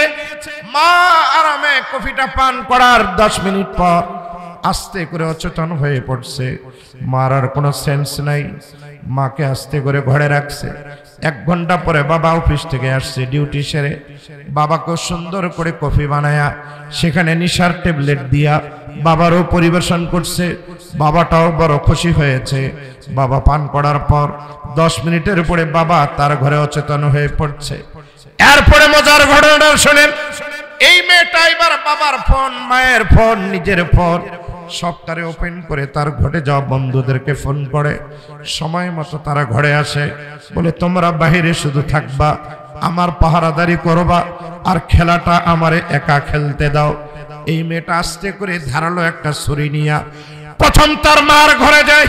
দরজাটা ভিতর থেকে লক করে দিয়া মার গায়ে 1টা 2টা করে বাড়ি মারে। এক পর্যায়ে গলায় কেটে দেয়। মার মৃত্যু যখন নিশ্চিত হয়েছে, বাবার ঘরে চলে যায়। বাবাকে গিয়েও একই কায়দায় একই ছুরি দিয়ে হত্যা করে। এরপরে এই মেয়েটা ছুরি সহ প্রশাসন পুলিশের কাছে গিয়ে ধরা দেয়। ও বন্ধু, এতক্ষণে যে মেয়েটার গল্প আপনাদের শোনাইলাম, এটা ফাতেমা না, খাদিজা না, এটা সৌদির মেয়ে না, ইন্ডিয়ার মেয়ে না, আফগানের মেয়ে না, এটা হলো সোনার বাংলাদেশের ঐশী নামক ওই বাচ্চাটা। এখন আন্দাজ করেন, সন্তানের হক মা বাবার প্রতি আছে। এই হকগুলো যদি আমরা আদায় না করি, বাচ্চাটা কখন যেন নিশার জগতে চলে যাবে বন্ধুরে বুঝতে পারবো না। এই বিষয়টা আজকে আমি বাদিয়ে দিলাম। শুধু স্বামীর হক স্ত্রীর প্রতি, স্ত্রীর হক স্বামীর প্রতি, এটার বিষয়ে শুধু একটু আলোচনা করি। বন্ধু, তুমি দুনিয়া নিয়ে ব্যস্ত, তুমি দুনিয়া নিয়ে ব্যস্ত। আল্লাহর হাবিব বলেন, আদ-দুনিয়া হুলওয়াতুন খাজিরা, হে আমার উম্মত, দুনিয়া হলো সুস্বাদু, দুনিয়া হলো সবুজ শ্যামলীলা। ওয়া ইন্নাল্লাহা মুস্তাখলিফাকুম, আমার আল্লাহ তোমাদের খলিফা বানিয়েছেন। ফায়ানজুরু কাইফা তা'মালুন, তিনি দেখবেন তোমরা কি রকম আমল করো। ফাত্তাকুদ দুনিয়া ওয়াত্তাকুন নিসা, তোমরা দুনিয়া থেকে দূরে থাকো, নারীদের থেকে তোমরা দূরে থাকো। ওয়া ইন্না ফিতনাতা বানি ইসরাঈল কানাত ফিন নিসা, কারণ পুরুষদের মাঝে যেই ফিতনার আবির্ভাব প্রথম আসছে নারীদের মাধ্যমে, দ্বিতীয় বনি ইসরাইলদের মাধ্যমে আসলো নারীদের মাধ্যমে। যেই ঘটনাটা বলতে চেয়েছিলাম ছোট্ট করে বলে আমি আমার আলোচনা শেষ করব। বনি ইসরাইল, সাইয়েদনা মুসা আলাইহিস সালাতু ওয়াস সালাম বনি ইসরাইলকে নিয়ে এক কওমের উপর আক্রমণ করবেন। এই দলবল নিয়ে যখন রওনা হলেন, ওই কওমের ভিতরে একজন বুজুর্গ ছিলেন যার নাম বালাম বিন বাউর, মুস্তাজাবুদ দাওয়াত, ইসমে আজম তিনি জানতেন, দোয়া করলেই দোয়া কবুল হয়। এলাকার লোকজন ডাক দিয়ে বলে, বালাম বিন বাউর, মুসা আমাদেরকে মারবে, আমাদেরকে এলাকার থেকে তাড়িয়ে দিবে, তুমি তো ইসমে আজম জানো, তোমার দোয়া তো আল্লাহর কাছে কবুল হয়, তুমি একটু মুসার বিরুদ্ধে দোয়া করো। বালাম বিন বাউর ডাক দিয়ে বলে, না, মুসা হলো নবী, তার বিরুদ্ধে দোয়া করা যায় না, আমি তার বিরুদ্ধে দোয়া করতে পারবো না। এলাকার লোকজন বলে, না, দোয়া করাই লাগবে, কারণ তোমার বাড়িও যাবে, আমাদেরও এলাকা ছাড়তে হবে। বালাম বিন বাউর বলেন, তাহলে আমাকে একটু সুযোগ দাও, আমি ইস্তেখারা করে দেখি, কারণ ইস্তেখারা ছাড়া আমি কোনো কাজ করি না। বালাম বিন বাউর একদিন না, 2 দিন না, পর পর 3 দিন ইস্তেখারা করে দেখেছেন। 3 বারে বলা হচ্ছে, বালাম খবরদার, মুসার বিরুদ্ধে তুমি যেন বদদোয়া করো না। বালাম যখন এলাকাবাসীকে জানিয়ে দিলেন, এলাকার লোকজন ডাক দিয়ে বলে, বালাম তুমি যদি মুসার বিরুদ্ধে দোয়া না করো, প্রথম তোমার বাড়িটা আমরা ভাঙ্গে দিব, এরপরে তোমার উপরে আমরা স্টিম রোলার চালু করব, তোমাকে পিটানো শুরু করব। আর একদল এসে বলে, বালাম তুমি একটু মুসার বিরুদ্ধে দোয়া করো, প্রয়োজনে গাড়ি বাড়ি টাকা পয়সা সম্পদ যা দরকার সব আমরা তোমাকে দিব। বালাম বিন বাউর সম্পদের লোভে পড়ে এলাকার জালিমদের চাবুকের আঘাতে বালাম এবার যায়, গাধার উপরে উঠে যায়, মুসা পয়গম্বরের বিরুদ্ধে দোয়া করবে। পাহাড়ে যখন উঠছে, গাধার জবান খুলে গেল। গাধার ডাক দিয়ে বলে, বালাম খবরদার যাস না, মুসার বিরুদ্ধে দোয়া করতে যাবি না, কারণ গেলে আল্লাহ পাক তোরে কিন্তু ছাড়বে না। গাধার থেকে নেমে বালাম বিন বাউর পায়ে হাঁটা দিল। এরপরে পাহাড়ের উপরে গিয়ে দোয়া করো, গো আল্লাহ, মুসারে তুমি নাস্তানাবুদ করো, আমাদেরকে বিজয় করো। এইভাবে যখন দোয়া করতে বলা হয়, বালাম যতবার দোয়া করে তার মুখ দিয়ে বাহির হয়, আল্লাহ তুমি মুসারে বিজয়ী করো আর আমার কওমকে তুমি ধরাশায়ী করো। আল্লাহু আকবার। হক কথা মুখ দিয়ে।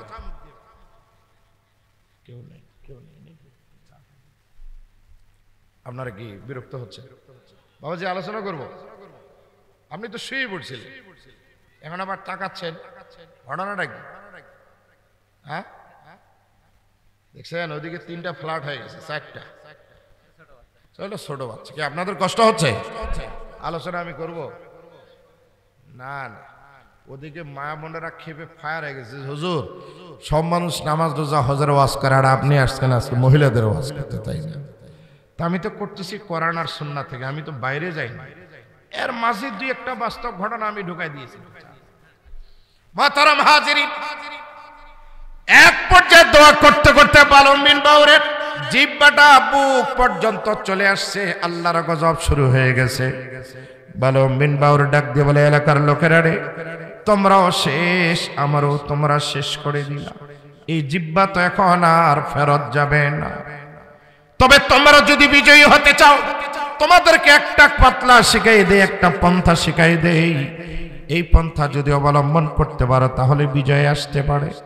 এলাকার লোকজন বললেন, বালাম বলো, কারণ হাদিয়া তোহফা তোমারে দিয়েছি, গাড়ি বাড়ি দিয়েছি, যা করার তোমার করা লাগবে।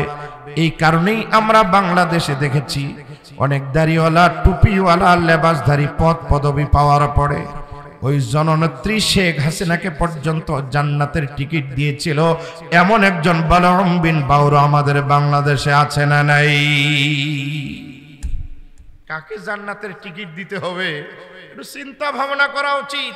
আর জান্নাতের টিকিটই যদি পায়, হেবেটি তো সৌদি যাওয়ার কথা ছিল, মোদির কাছে যায়, মোদির কাছে যায়। সুতরাং বোঝা গেল ওটা জান্নাতের টিকিট নয়। এই মুসলমান, আমরা দুধ খাই, তারা তো খায় মুত, তারা খায় মুত, আমরা খাই দুধ। আমাদের দেহ পবিত্র, ওরা হলো অপবিত্র, এই জন্য জায়গাটাই অপবিত্র। মাঝে মধ্যে ওখানকার কিছু দৃশ্য দেখলে ন্যাংটা বাবা, সাধু বাবা এক তেনা কাপড় গায়ে, এটা কোনো মুসলিমের, মুসলমানের কোন মানুষ এটা আচরণ। এগুলাকে গিয়ে পূজা করে, এগুলার গায়ে টাচ করতে পারলে হিন্দু মা বোনেরা নিজকে স্বর্গীয় বলে দাবি করে। জোরে বলুন নাউজুবিল্লাহ। আরে বেটি, স্বামীর খেদমত কর। ন্যাংটা বাবা, তেনা বাবা, জট বাবা, চট বাবা, সালা বাবা, জেতা বাবা, মুর্দা বাবা, দেশি বাবা, বিদেশি বাবা, ওখানে গিয়ে ধন্না ধরে। ধন্না ওখানে নয়, ধরা যদি লাগে আল্লাহকে ধরো, স্বামীর খেদমত করো, তাহলেই আল্লাহ ধরা দিবে। কথা বলেন ঠিক কিনা? সন্তানদের জন্য জান্নাত, আল্লাহর ইবাদত, মা বাবার খেদমত। নারীদের জন্য জান্নাত, আল্লাহর ইবাদত, স্বামীর খেদমত। কোন স্বামীকে যদি খুশি করাতে পারে কোন নারী, নবীজি বলছেন এক কবর থেকেই তার জান্নাতের মেহমানদারি শুরু হয়ে গেল। জোরে বলুন সুবহানাল্লাহ। قال رسول الله صلى الله عليه وسلم أيما امرأة ماتت وزوجها عنها راض دخلت الجنة। কোন নারী মারা গেল, কবরে শুয়ে থাকলো, এমন ভাবে মারা গেল তার স্বামী তার প্রতি খুশি। বিবির মৃত্যুতে স্বামী গোসল দেওয়া, কাফন পরায়া, জানাজা দিয়ে কবরে দাফন করে আল্লাহর কাছে দোয়া করে, আল্লাহ এটা আমার বিবি, তার নামাজে আমি খুশি, তার রোজায় আমি খুশি, তার তেলাওয়াতে আমি খুশি, তার ব্যবহারে আমি খুশি, তার আচরণে আমি খুশি। আল্লাহ তাআলা আমার বিবি আমার থেকে তুমি নিয়েছো, আমি অধমটা এখন চলবো কেমনে করে? তারপর আল্লাহ তাআলা তুমি যেহেতু নিয়েছো, আমি তোমার কাছে দোয়া করি আমার বিবিটাকে তুমি আমার সাথে যেরকম ভালো ব্যবহার করেছে, তোমার ফেরেশতারাও যেন আমার বিবির সাথে ভালো আচরণ করে। এইভাবে কোন স্বামী যদি স্ত্রীর জন্য দোয়া করতে পারে, আল্লাহর হাবিব বলেন মরে এসে অন্য কোথাও যায় নাই, কেমন যেন সে আল্লাহর জান্নাতের মেহমান। قال رسول الله صلى الله عليه وسلم أيما المرأة إذا صلت خمسها وصامت شهرها وأحسنت فرجها وأطاعت بعلها فلتدخل من أي أبواب الجنة شاءت। ও মা বোনেরা, চারটা কাজ যদি আপনারা করতে পারেন, এক নাম্বার হলো 5 ওয়াক্ত নামাজ, আসছে রমজান এর রোজা, 3 নাম্বার স্বামীর খেদমত, 4 নাম্বার সতীত্বের হেফাজত। আল্লাহর হাবিব বলেন চারটা কাজ যদি কোনো নারী করতে পারে, আল্লাহর জান্নাতের যে কোনো দরওয়াজা দিয়ে তারা আল্লাহর জান্নাতের মেহমান বনে যাবে। জোরে জোরে বলেন সুবহানাল্লাহ। মাদেরকে বলি মা, বাবাদের খেদমত করো, বোনদেরকে বলি বোন, স্বামীর খেদমত করো। কারণ আল্লাহর হাবিব একদিন বসা ছিলেন, আনসার মুহাজির সাহাবা একরাম বসা। আম্মা আয়েশা সিদ্দিকা বলেন ফাজাআ বাঈরুন, ইতিমধ্যে একটা উট আসলো, ফাসাজাদা লাহু, উটটা এসে আমার নবীর কদমে সিজদা করলো। ক্বালা আসহাবু রাসূলিল্লাহ সাল্লাল্লাহু আলাইহি ওয়াসাল্লাম ইয়া রাসূলুল্লাহ, হুজুর সাহাবা একরাম বলেন ওগো আল্লাহর হাবিব, নাহনু আহাক্কু আন নাসজুদা লাক, আমরা তো হকদার আপনাকে একটু সিজদা করব। কারণ ওই অবলা পশু আপনারে সিজদা করে, চাঁদ আপনারে সিজদা করে, গাছে আপনারে সিজদা করে, আমরাও আপনাকে সিজদা করব। আল্লাহর হাবিব বললেন লা উবুদু রাব্বাকুম, ও আমার সাহাবায়ে কেরাম, সিজদা নামক ইবাদত যদি করা লাগে তোমরা আল্লাহকে সিজদা করো। ওয়া আকরিমু আখাকুম, আমি তোমাদের ভাই, ভাই হিসেবে আমারে সম্মান করো। ওয়ালাউ কুনতু আমরু আহাদান আইয়াসজুদা লি আহাদিন লা আমারতুল মারআতা আন তাসজুদা লি যাওজিহা, আল্লাহর পৃথিবীতে আল্লাহ ছাড়া যদি কাউকে সিজদা করা যায় যত, আমি নারীদেরকে বলতাম তোমরা স্বামীর পায়ে সিজদা করো। স্বামী এটা হলো একটা স্ত্রীর জন্য জান্নাত পাওয়ার একটা মাধ্যম। আল্লাহ বলেছেন ওয়ালা হুন্না, স্ত্রীর হক আছে মিসলুল্লাযী আলাইহিন্না বিল মারুফ, যেমন স্বামীর হক আছে স্ত্রীর উপরে। তাফসীরের কিতাবে লেখা আগে স্ত্রীর হকের কথা বলছে। কেন? মুফাসসিরিন کرام লেখেন স্বামীরা তো ডাং পিটা, স্ত্রীর কাছ থেকে নিজের হক আদায় করে নেয় 16তে 16 আনা। সকালবেলার নাস্তা, দুপুরের নাস্তা, দুপুরের খানা, রাতের খানা, কাপড় পোশাক পরিষ্কার, সন্তান লালন পালন, গরু বকরি ভেড়া বাচ্চা, সব হক স্বামীর যা আছে স্ত্রীর কাছ থেকে করা ঘন্টা আদায় করে নেয়। অধিকাংশ পুরুষ স্ত্রীদের হক আদায় করে। ব্যবসা করে তো করে, ওরে ভাই কি ব্যবসায়িক রে, বিবিকে সময় দিবে, বিবির সাথে একটু গল্প করবে, বিবির সাথে একটু হাসি তামাশা করবে, বিবিকে একটু আনন্দ দিবে। কয় আমার সময় নাই, টাকা যা লাগে বান্ডিল নাও, বাজার করো। এখন দেখা যায় অনেক মেয়ে তার স্বামী তাকে সঙ্গ না দেওয়ার কারণে টাকা নিয়ে বাজার যায়, তার বন্ধুকে নিয়ে ফুর্তি করে। তার পূর্বে ছেলে বন্ধুকে নিয়ে জোরে জোরে বলুন না নাউজুবিল্লাহ। ভাইজান বিবির একটু সময় দেন, বিবির সাথে একটু খেলেন, বিবির সাথে একটু গল্প করেন, বিবির সাথে একটু মজাক করেন, বিবিকে নিয়ে লুডু খেলেন। খেলা যদি লাগে খেলে তো বিবিকে নিয়ে না, শালিকে নিয়ে, শালিকে, চাচতো বোন, ফুফাতো বোন, মামাতো বোন, যাদের সাথে খেললে মজা পাবে। আরে গাধার গাধা, খেলবে তো বিবির সাথে খেলবে। কারণ একটা পুরুষের নজর বিবি ছাড়া যখন অন্য কোনো নারীর প্রতি যাবে, বিবি যতই সুন্দরী হোক এটা কিন্তু তার কাছে আর ভালো লাগবে না। তখনই দেখবেন স্ত্রীর প্রতি অসন্তুষ্টি, স্ত্রীর সাথে খারাপ ব্যবহার। অনেক ভাই এমনও আছে বিবির সাথে ভালো মতো কথা বলে না, ফোন করলে এক দুই কথা বলে ঝাড়ি মারে রেখে দিয়ে দেয়। অথচ 1 মিনিট পরে অফিস থেকে তার পাশের চেয়ারের তার কলিগ, মনে করুন এক অফিসার মহিলা মানুষ যদি ফোন দেয়, দেখবেন আপা ম্যাডাম মনে হচ্ছে মুখ দিয়ে এখন চিনির শরবত পড়তেছে। এই আচরণ যদি আমাদের হয়, বিবিরা কখনো আপনাকে আমাকে সম্মান দিবে না। এই জন্য স্ত্রীর হক, মাঝে মধ্যে একসাথে খান, একসাথে বসেন, অসুস্থ হলে জিজ্ঞাসা করেন, এই ফাতেমার মা তোমার শরীরটা মনে হয় বড় খারাপ, ঠিক আছে আজকে রান্না করা লাগবে না, দেখি আমি একটু হেল্প করি, সহযোগিতা করি, নাহলে কাজের বুয়া লাগাই, না হলে অন্য কাউকে দিয়ে রান্না করি। এই ঠিক আছে আজকে রান্নার দরকার নেই, আজকে রাতের খানাটা আমি মসুয়া ভাবির রান্না নিয়ে আসবো, একসাথেই বসে খাবো। কি ভাবি, কি ভাবি, আপনারা কি আমার কথা শুনতেছেন? মসুয়া ভাবি, মসুয়া ভাবি। অনেক রাত হয়ে গেছে, আমি আন্দাজ করছিলাম যে 11:30 শেষ করি, 11:30 তো হয়ে গেছে। আপনাদের কষ্ট হচ্ছে? আমার কিন্তু আলোচনা অলরেডি এর ভিতরে আমি শেষ করে ফেলতেছি। একটা হাদিস কিন্তু পড়ছি, আর আপনাদের বাগান থেকে আজকে 2টা ফল কিন্তু আমি নামাইছি। হাফেজরাও কষ্ট করে মেহনত করে শিক্ষকরা আপনাদের এই বাগান থেকে 2টা ফল উপহার দিয়েছেন, 2টার মাথায় আমরা পাগড়ি পরিয়ে দিয়েছি। এই কথা আপনাদের খেয়াল আছে তো? কি বলেন, দেখছেন তো আপনারা? হ্যাঁ, ওইদিকে এখনই যাব, গিয়ে আমার আলোচনা আমি শেষ করে ফেলবো। কারণ আলোচনা আমার সামনে যতগুলো আসছে 1 ঘন্টা 2 ঘন্টা না, ফজর পর্যন্ত করলে হয়তো শেষ হবে না, কিন্তু এতক্ষণ আলোচনা আমি আজকে করতে হবে। কারণ অনেক বক্তা তো আসে আধা ঘন্টা 1 ঘন্টা তারে নারে করে, টাকা আগেই তো নেই, আর আমরা তো আগেও নেই না, আমাকে ভাড়া টাড়া কিছুই দেয়। মাহফিল করে যাওয়ার সময় যদি কিছু নাও দেয় আমার করার কিচ্ছু নেই। অনেক বক্তা আসে ওয়াজই করে চলে যায়। আমি তো আসছি, খাওয়া করছি, বয়ান যা করার করেই ফেলছি। এখন আপনাদেরকে নিয়ে একটু গল্প করতেছি।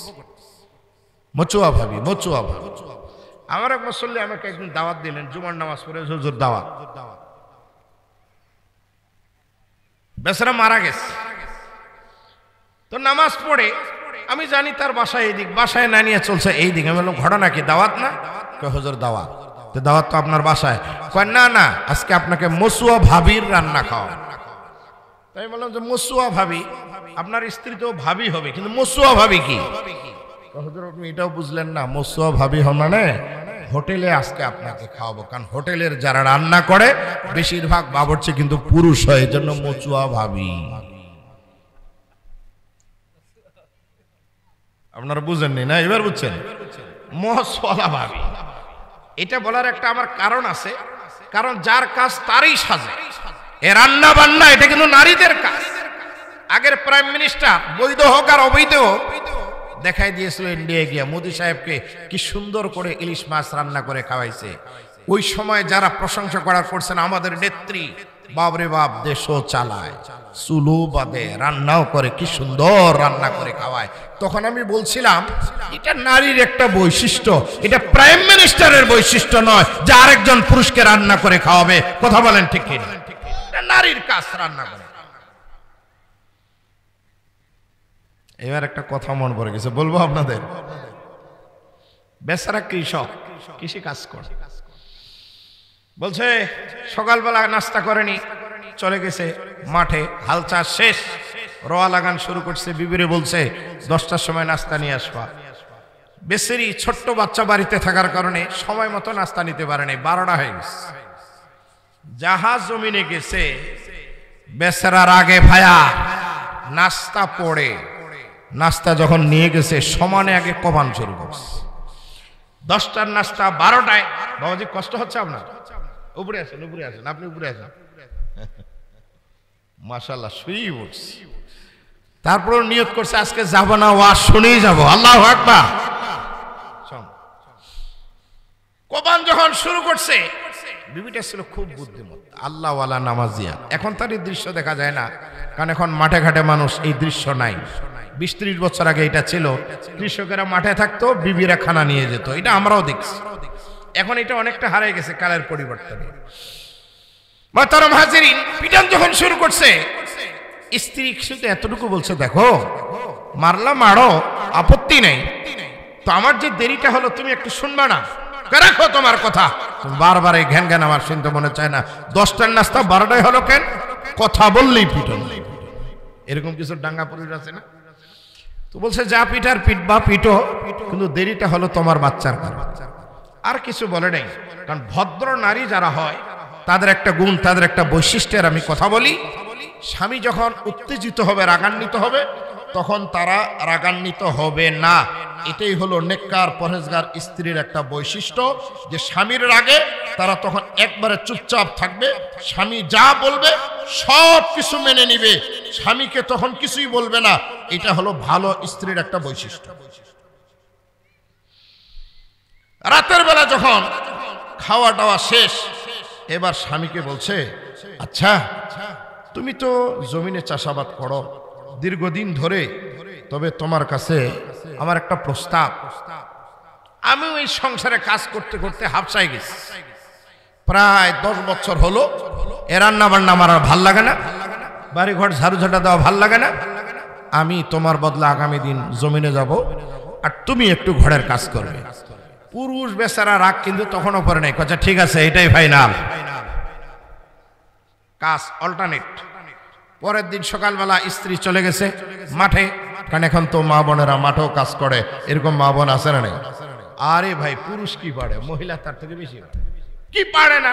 মাটি কাটতে পারে, রোয়া লাগাতে পারে, গাড়ি চালাতে পারে, পুলিশগিরি করতে পারে, বিজেপি পারে, সেনাবাহিনী পারে, নৌবাহিনী পারে, বিমান বাহিনী তো পারে। বাপ রে বাপ, রাজনৈতিক ময়দানে দাঁড়ায়া স্বাধীনতার পর থেকে নিয়ে 2 জন মহিলা আমাদের যে পাড়ায় পারলো, কি পারে না? যেই রাধে সেই বাঁধে, আবার ঠেলা পড়লে সেই ভাগে। কি কি পারা নেই, পারলো সব তারা পারতেছে, আমরা কি পারি না? হুজুর এখন আর ওয়াজ করলে চলবে না, আমার এখনই ওয়াজের দরকার। তোমরা কেমন পারো আমরা দেখছি, বাচ্চাদের সাথেই তোমরা পারো নাই, ভাগে চলে গেছো, ছেড়ে দে মা, কান্দে বাচ্চা। মহিলা তার স্বামীকে বলছে, আমি তো গতকালকে 10টার নাস্তা 12টায় নিয়ে গেছি, এই জন্য আমারে মারছেন, তবে আপনার আজকে আমি সময় দিলাম, 10টা নয়, আমার নাস্তা 12টায় নিয়ে যাবেন, তারপরেও নাস্তা নিয়ে আসবেন। স্বামী বলে এটা কোনো ব্যাপার হলো না। পরের দিন সকালবেলা স্ত্রী তো মাঠে কাজ করতেছে, এই বেচারা ঘুম থেকে উঠে বাড়িঘর ঝাড়ু দেওয়া, গরু বকরি বাহির করা, একবারে থালা বাসন পরিষ্কার করা, চুলা ধরাতে গেছে, তখন বাজে 10টা। আর এই সময় তার ছোট্ট বাচ্চা বিছনা থেকে সাহেব চিৎকার দিয়ে উঠছে, দৌড় মারছে বাচ্চাকে নেওয়ার জন্য। বাচ্চাকে কোলে নিয়ে চুমু খায়, আব্বা ডাকে, চকলেট দেয়, চিপস দেয়, বিস্কুট দেয়। এবার এটা কিচ্ছু খায় না, যতই সময় যায় ততই শুধু কাঁদে আর কাঁদে। বাচ্চাকে সামলাবে না রান্না করবে। কখন যেন 12টা বাজে গেছে, ঘড়িতে দেখে 12টা। মনে মনে পড়ছে 12টা তো বিবি সময় দিছে, আজকে যদি না নিয়ে যায়। গতকালকে তো সেমিফাইনাল, আজকে হবে ফাইনাল, পিটনটা তো খাওয়া লাগবেই। বেচারা একবার চুলা ধরায়, ওদিক বাচ্চা কান্না করে। এ বাচ্চাকে সামাল দিতে গিয়া কোনো মতে একটা যখন বাজে, বাচ্চাকে নিয়ে দৌড় মারছে বিবির কাছে। স্ত্রী বলে, ব্যাপার নাস্তা কই? রাখো মিয়া তোমার নাস্তা, এই তোমার এক পুতকে আমি সামলাতে পারিনি। কি হয়েছে?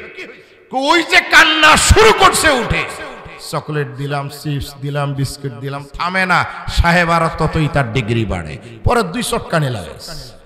দেখি আরো কাঁদে, ধরো এটাকে সামলাও। স্ত্রী মুস্কি হাসি দিয়া আস্তে করে আইলে বসে শরীর থেকে শাড়িটা সরায়া ব্লাউজ খুলে শুধুমাত্র স্তনের বটা বাচ্চার মুখে দিয়েছে। 3 ঘন্টার কান্না, এক টানে বাচ্চা দুধ নেওয়ার পরপরই বাচ্চার কান্না বন্ধ হয়ে গেছে। আল্লাহু আকবার। এখন ছেলের বাবার ডাক দিয়ে বলে, আরে হারামি, 3 ঘন্টা ধরে তোর সেবা যত্ন করলাম, তুই থামলি না। আর মার কাছে পাইলি কি, এক টান দিয়ে তুই থেমে গেলি? মাটা ডাক দিয়ে বলে, স্বামী, আমার কাছে যা আছে আপনার কাছে তা নাই। এই কারণে আল্লাহ আমাদের দায়িত্ব দিয়েছেন ভিন্ন, তোমাদের দায়িত্ব দিয়েছেন ভিন্ন।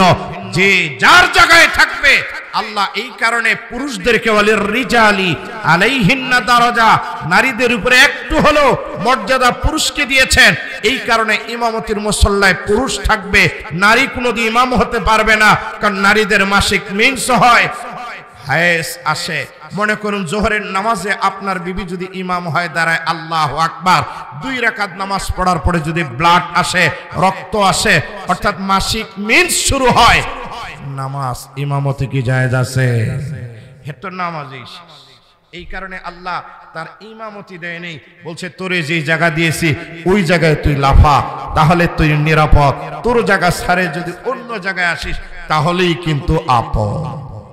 এই হলো আওরাত আর দৌলত। বনি ইসরাইলের কথা আপনাদের হয়তো খেয়াল আছে।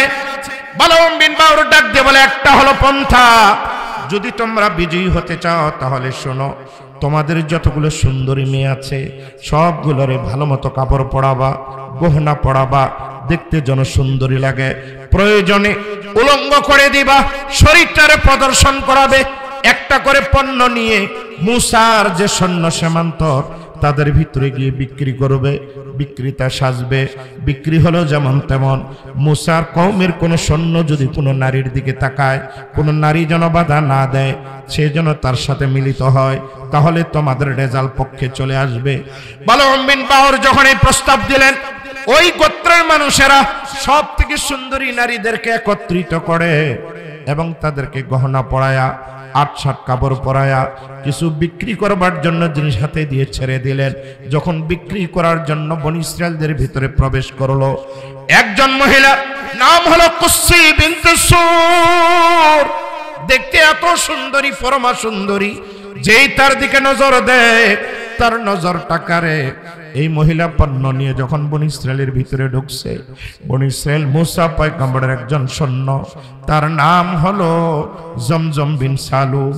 এই মহিলাটার দিকে একবার নজর দেওয়ার পরে তার প্রাণটা, তার মনটা তার দিকে আকৃষ্ট হয়েছে। তার কাছ থেকে সওদা ক্রয় করছে, হাতটা ধরে মুসার কাছে নিয়ে যায়। ও মুসা, এই যে মহিলাটা আমি তারে ব্যবহার করতে পারবো কিনা? মুসা ডাক দিয়ে বলে, খবরদার, তুমি তার সাথে যৌবিক চাহিদা পূরণ করবে না, আমার আল্লাহ জেনা পছন্দ করে না। খবরদার, তাকে নিয়ে তাঁবুতে যাবে না। আল্লাহর বান্দা বলে, ও মুসা, তুমি যতই বাধা দাও আমারে তুমি ঠেকাতে পারবে না, আমি তারে নিয়ে আমার মনোবাসনা পুরো করব। এক পর্যায়ে জিদ ধরে কুসি বিন সুরকে নিয়ে তাঁবুতে যায়, তার সাথে জেনার মধ্যে লিপ্ত হয়। যখন জেনার মধ্যে লিপ্ত হয়, ও বন্ধু, নামাজ শেষ, রোজা শেষ, জিকির শেষ, ইবাদত বندگی শেষ, আমার আল্লাহ নারাজ হয়ে পড়লেন। আল্লাহ তাআলা মহামারী নাযিল করলেন, প্লেগ রোগ নাযিল করলেন। এমন আযাব নাযিল হলো 100 জন না, 1000 জন না, প্রায় 70,000 বনি ইসরাইল মুসা পয়গম্বরের সৈন্য মহামারীতে আক্রান্ত হয়ে দুনিয়া থেকে বিদায় হয়ে গেল। মুসা চিন্তা করে ঘটনাটা কি, তাহলে তো ঘটিয়েছে ওই ব্যক্তি মুসা আলাইহিস সালামের ভাই হারুন, তার একজন ছেলে নাম হলো ফাখাস। ও বলে তলোয়ারটা হাতে নিলাম, এরপরে দেখলাম আমার সৈন্যর ভিতরে কমান্ডার ইন চিফ একজন ছিলেন যার নাম ছিল জমজম বিন সালেম। আমি তারে ধরলাম এবং তার সাথে থাকা মেয়েটা এটারও সামনে নিলাম। মুসা পয়গম্বরের সামনেই মুসা পয়গম্বরের সৈন্যটাকে হত্যা করা হলো এবং মেয়েটাকেও হত্যা করা হলো। বনি ইসরাইল এবার আল্লাহ তাআলার কাছে হাত তুলে দোয়া করে, মালিক আমাদের একজনের ভুলের কারণে তুমি নারাজ হয়েছো, আযাব নাযিল করেছো, মালিক এই ভুল আমরা করব না, মেহেরবানি করে তুমি আমাদের মাফ করে দাও, তওবা করছি গুনাহগুলো মাফ করে দাও। এবার যখন কান্না করে তওবা করে আল্লাহ পাক তওবা কবুল করেছেন, মুসা পয়গম্বরকে বিজয় দান করলেন।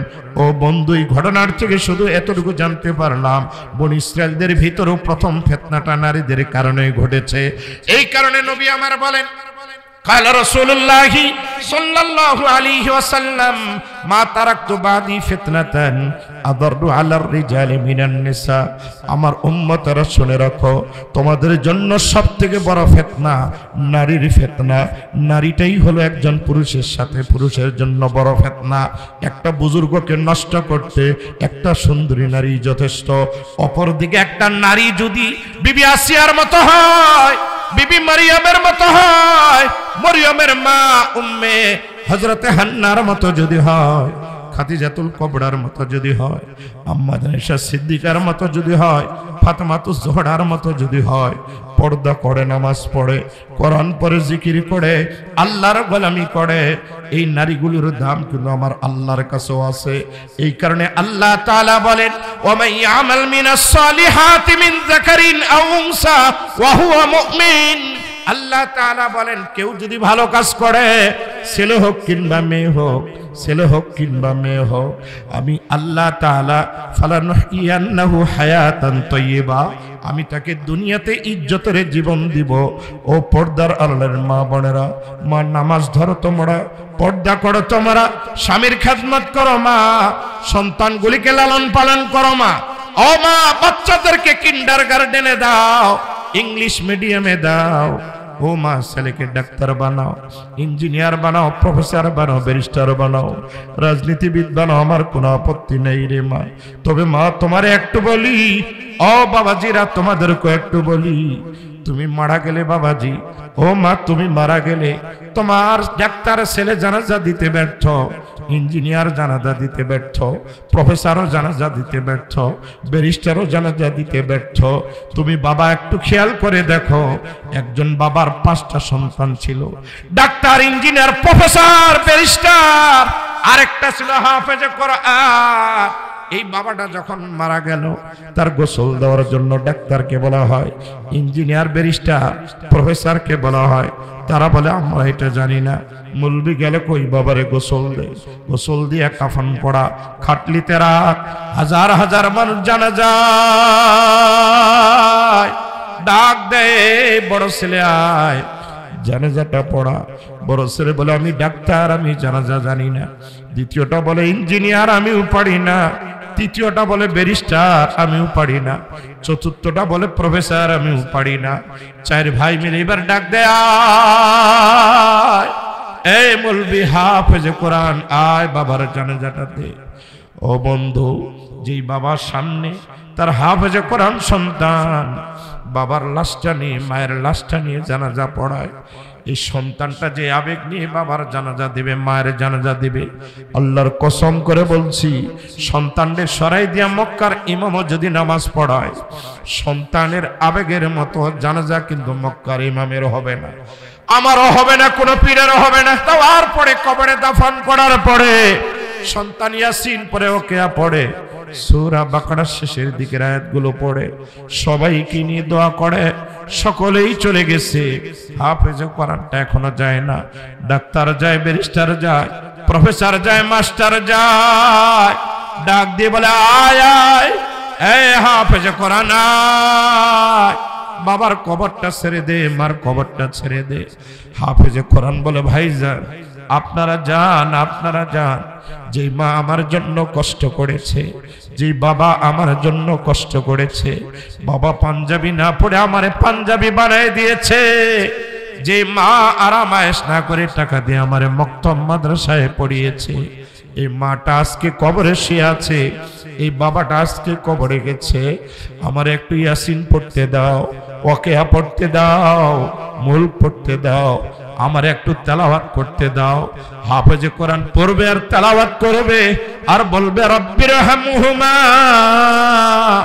কামা রব্বায়ানি সগীরা, রব্বির হামহুমা কামা রব্বায়ানি সগীরা। হাফেজে কোরআন ডাক দিয়ে বলবে আল্লাহ এটা আমার বাবা, এটা আমার মা, শৈশবে আমারে মা যেভাবে লালন পালন করেছে, শীতের রাত্রিতে পেশাব করেছি, কথা বদলাই দিয়েছে, আবার পেশাব করেছি, আবার কম্বলটা চেঞ্জ করে দিয়েছে, আবার পেশাব করেছি, আরেকটা কথা চেঞ্জ করে দিয়েছে, আবার পেশাব করেছি, মা আরেকটা চেঞ্জ করে দিয়েছে। মার কাছে আর কোনো সম্বল নাই, এই মাটা আমাকে বুকে জড়ায় ধরেছে, আমি মার বুকে পেশাব করে দিয়েছি, মা কিন্তু বুকের থেকে আমারে ফালায় দেয় নাই, এই মাটা কোলে নিয়ে রাত জেগে জেগে আমাকে পাহারাদারি করছে। আমার বাবা আমাকে দেখভাল করেছে। আল্লাহ তাআলা যেই বাবা যেই মা শৈশবে আমারে লালন পালন করেছে, যেমনি করে করেছে, যেভাবে করেছে, আজ আল্লাহ আমার থেকে বাবা বিদায়, মা বিদায়, তোমার কাছেও বলি তোমার রহমতের চাদরে তুমি আমার মা বাবাকে সেইভাবে ঢেকে নাও। এই হাফেজে কোরআন আলেম আলেম মুফতি মুহাদ্দিস বানানোর কারখানা হলো এই মাদ্রাসাগুলো। সুন্দর বিল্ডিং, আমি শুনলাম মাত্র 14টা বাচ্চা। হাফেজ সাহেব বদলান, শিক্ষক পাল্টান। এ ভাই খবরদার এই কাম করেন, উলামা একরামকে তাজিম করেন, সম্মান করেন, কারণ নবীজি বলছেন খায়রুকুম মান তাআল্লামাল কুরআন ওয়া আল্লামা। বুখারী শরীফ 2য় খণ্ডে হাদিস, হাদিস নাম্বার 4836। নবীজি বলেন তোমাদের মধ্যে শ্রেষ্ঠ সে যে কোরআন পড়ে এবং যে কোরআন পড়ায়। এই কোরআনই কারখানা, এখানে বাচ্চাগুলো সুন্দরভাবে পড়তে পারে, ওস্তাদগুলো যেন পড়াতে পারে। এই মাদ্রাসাটাকে সার্বিক সহযোগিতা করার দরকার আছে না নাই? আপনারা সবাই আছে না নাই? প্রথম আপনারা বাচ্চা দিবেন,